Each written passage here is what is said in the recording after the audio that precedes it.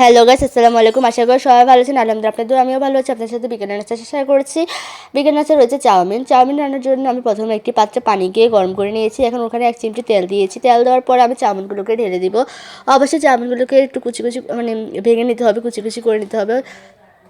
দেখতে পাচ্ছেন এখন এটাকে সিদ্ধ করতে দিয়ে দিয়েছি। এখন আমি আরেকটি পাতিলে সবজিগুলোকে সিদ্ধ করতে বসাই দিয়েছি। এখানে রয়েছে সবজি আইটেমের ভিতরে রয়েছে আলু, বরবটি, আবার আমি মাংসও দিয়েছি। আপনারা চাইলে মাংস নাও দিতে পারেন। এখন পানি বেশি করে পানি দিব, দিয়ে এখানে পরিমাণ মতো আমি আমার স্বাদ মতো লবণ দিব।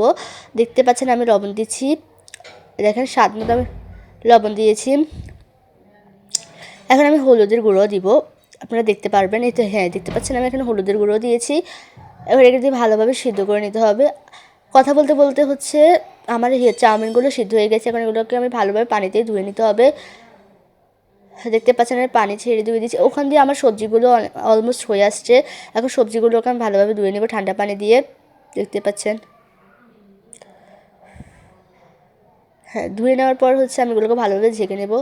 দেখতে পাচ্ছেন ভালোভাবে আমি ঝাঁকতেছি। ঝাড়ার পরে এখন আমি একটা ফ্রাই প্যানে তেল দিয়েছি, সামান্য পরিমাণ তেল দিয়েছি। তারপর এখানে পেঁয়াজ দিয়েছি।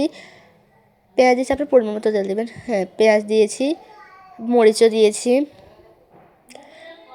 এখন ভালোভাবে এটাকে নাড়তে হবে। দেখতে পাচ্ছেন মরিচ একটু বেশি করে দিয়েছি, কারণ আমরা ঝাল খেতে পছন্দ করি।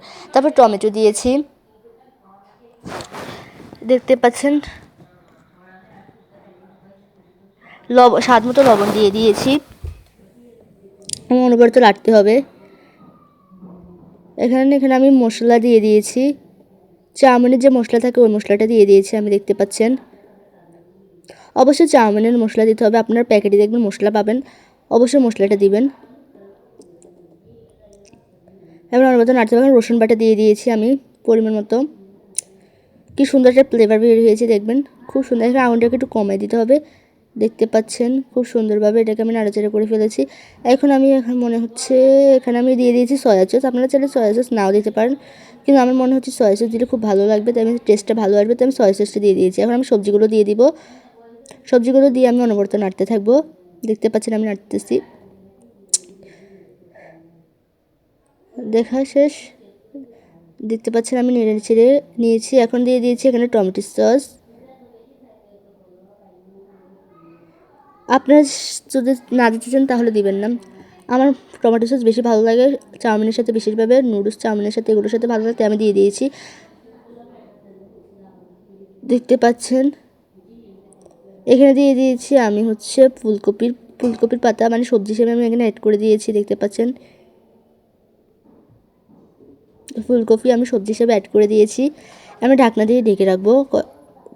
ঢাকার পরে আমি এখানে চাউমিন দিয়ে দিয়েছি।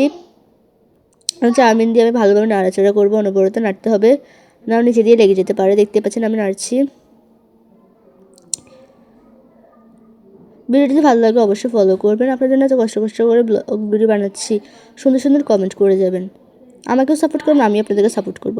দেখতে পাচ্ছেন কথা বলতে বলতে আমার চাউমিনের ফাইনাল লুক। অবশ্যই ভিডিওটা অন্যদেরকে দেখার জন্য সুযোগ করে দেবেন। আসসালামু আলাইকুম, সবাই ভালো থাকবেন।